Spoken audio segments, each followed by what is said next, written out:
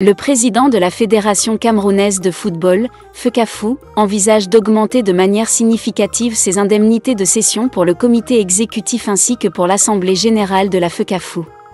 Il est question ici d'une augmentation de 240 000 francs CFA par jour, une mesure qui suscite de vives réactions, surtout dans le contexte actuel des finances de l'organisation. Avant d'aller plus loin, nous vous invitons à mettre une pause à cette vidéo, à cliquer sur le pouce bleu, vous abonner et activer la cloche de notification pour ne rien rater de nos prochaines vidéos. Découvrez les services de Statistical Model for Social Science Consultant. Ils offrent des analyses statistiques et modélisation avec SPSS, Stata, R, Python et autres, ainsi que la conception d'enquêtes et la collecte de données. Leur équipe vous accompagne également dans la rédaction de documents scientifiques et propose des formations spécialisées. Vous pouvez vous inscrire à la prochaine session de leur formation en économétrie et techniques quantitatives. Contactez-les aux adresses affichées ou cliquez sur le lien en description. Ne manquez pas cette opportunité. La session du comité exécutif de la FECAFOOT est prévue pour le vendredi 15 novembre 2024, tandis que l'Assemblée générale ordinaire se tiendra le lendemain, samedi 16 novembre 2024, dès 9 h, au centre d'excellence de la CAF situé à Mbankomo.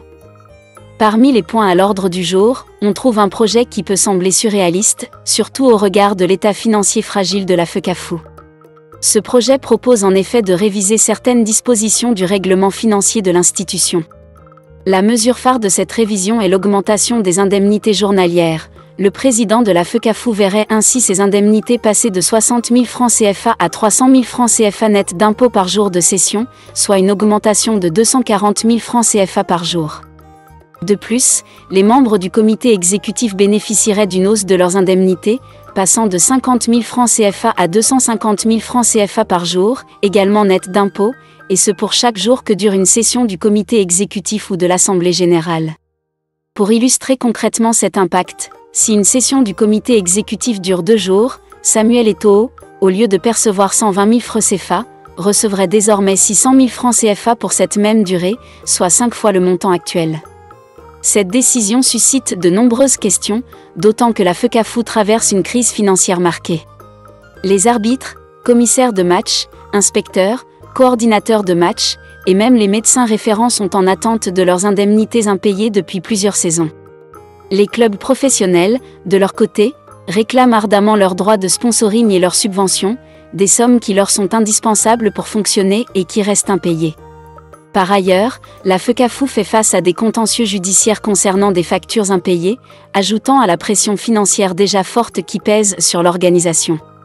C'est dans ce climat tendu que Samuel Eto'o et son entourage ont décidé de multiplier par 5 leurs indemnités de cession, une décision qui ne manquera pas de faire réagir les acteurs du football camerounais, ainsi que les observateurs, qui s'interrogent sur la pertinence et la moralité de cette augmentation au regard de la situation économique actuelle de la FECAFOOT.